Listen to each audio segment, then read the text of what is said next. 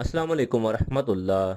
مشرقی یروشلم کے اس بازار میں رمضان کا دن خوشیوں اور گہما گہمی کا ہوتا تھا۔ تاہم اس بار رمضان کی آمد پر لوگ افسردہ ہیں۔ دکانیں تو کھلی ہیں لیکن کوئی سجاوٹ اور روشنیاں نہیں۔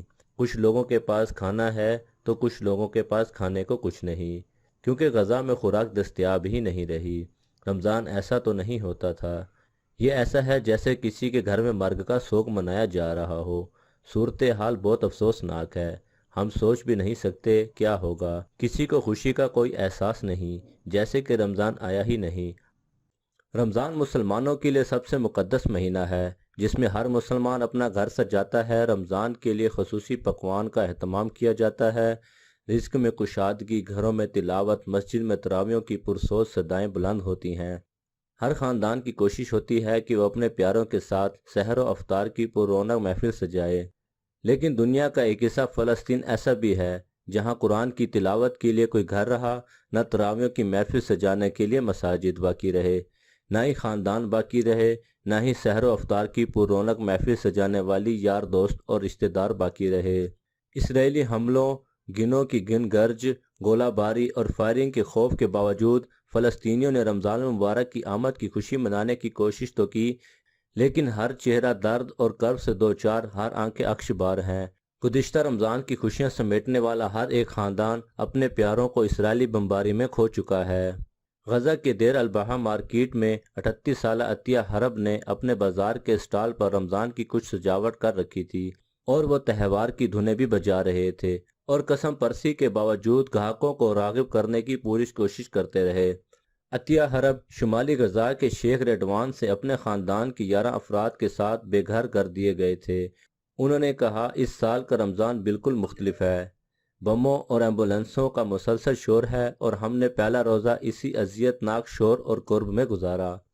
انہوں نے کہا کہ آج زیادہ تر لوگ پناہ گاہوں، عارضی خیموں اور گلیوں میں سڑک پر بسیرا کر رہے ہیں۔ ان سب نے اپنے خوشحال گھرانے کھو دیے ہیں۔ انہوں نے اپنا پہلا روزہ بھی عارضی پناہ گاہوں میں گزارا۔ 45 سالہ جابر مشتاق غزہ شہر کا ایک مشہور مٹھائی ساز ہوا کرتے تھے۔ اب وہ اپنا سامان گلیوں میں بیچتے ہیں۔ وہ کہتے ہیں، غزہ میں میری مٹھائی کی دکان ہر سال رمضان میں گاہکوں کے ساتھ بھری ہوئی ہوا کرتی تھی، لیکن اب یہ سب بہت مختلف ہے۔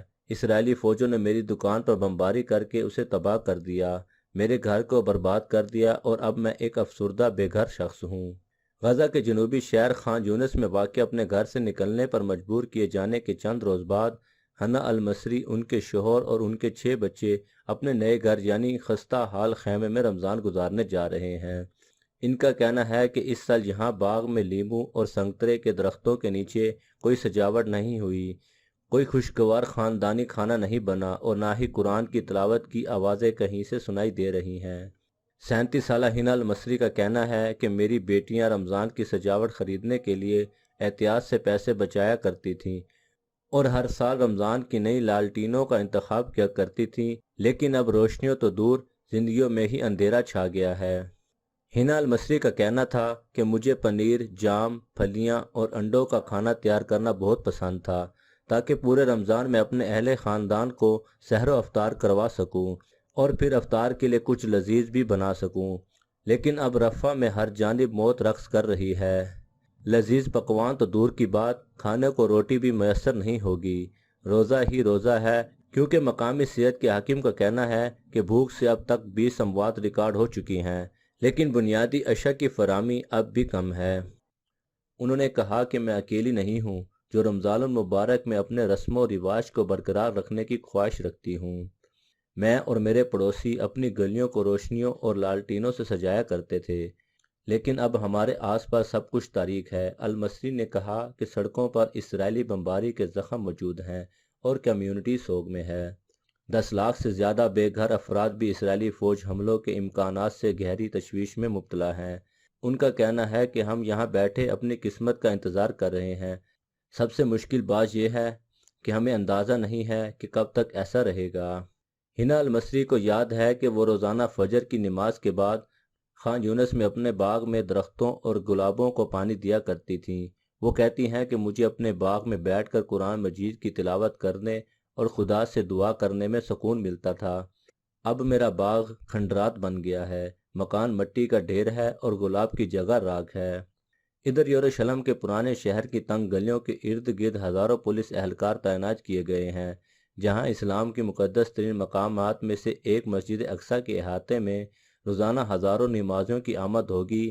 یہ علاقہ یہودیوں کی طرف سے بھی سب سے مقدس مقام سمجھا جاتا ہے، جو اسے ٹیمپل ماؤنٹ کے نام سے پکارتے ہیں۔ واضح رہے کہ غزہ میں اسرائیل کی مسلسل بمباری اور حملوں نے دنیا بھر کی تشویش میں اضافہ کیا ہے، کیونکہ فلسطین میں قحط سے بڑھتے ہوئے خطرے سے شہادتوں کی تعداد میں اضافہ ہونے کا خطرہ ہے، جو پہلے ہی 31,000 سے تجاوز کر چکی ہے۔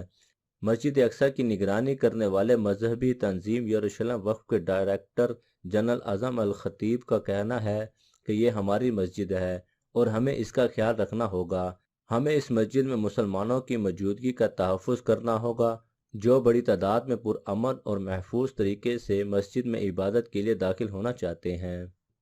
عالم اسلام کے دو مقدس ترین مقامات کے محافظ کے طور پر خادم حرمین شریف کہلانے والے سعودی عرب کے بادشاہ سلمان بن عبدالعزیز نے رمضان کے مہینے کے آغاز پر اپنے پیغام میں کہا کہ معاصرہ شدہ فلسطینی علاقے غزہ پٹی کی جنگ اس مہینے کے دوران مسلمانوں کی عبادت پر بھی اثر انداز ہوگی۔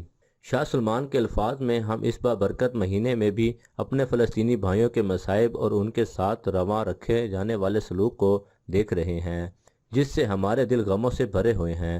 سعودی عرب کے بادشاہ کا مزید کہنا تھا، ہم عالمی برادری سے مطالبہ کرتے ہیں کہ وہ اس جنگ کو ختم کرانے اور غزہ پٹی میں انسانی ہمدردی کی بنیاد پر امداد کی خاطر محفوظ راہداریوں کے قیام کو یقینی بنانے کے لیے اپنی ذمہ داریاں بھی نبھائیں۔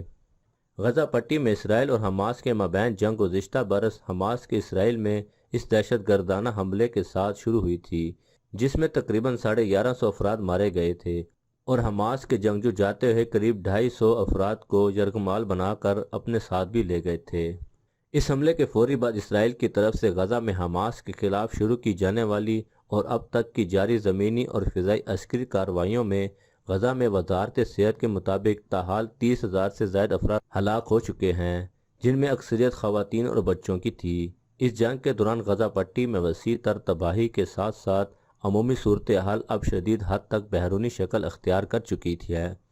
بین الاقوامی امدادی گروپوں کا کہنا ہے کہ اسرائیل کی طرف سے غزہ پٹی کی طویل عرصے سے مکمل ناکے بندی اور پھر گزشتہ برس اکتوبر سے جاری جنگ کے باعث بیرونی حالات کے باوجود اس خطے کے 2 ملین سے زیادہ باشندوں کے لیے انسانی ہمدردی کی بنیاد پر اشد ضروری امدادی اشیاء کی ترسیل انتہائی محدود ہے۔ ہم سب کی دعا ہے کہ اللہ تعالیٰ فلسطینیوں پر رحم فرمائے۔ مزید ایسی ہی دلچسپ اور معلوماتی ویڈیوز دیکھنے کے لیے ہمارے چینل کو سبسکرائب کریں اور لائک کریں، اپنے دوستوں کے ساتھ شیئر ضرور کریں۔ اللہ تعالیٰ ہم سب کو اچھی بات سمجھنے اور اس پر عمل کرنے کی توفیق عطا فرمائے، آمین۔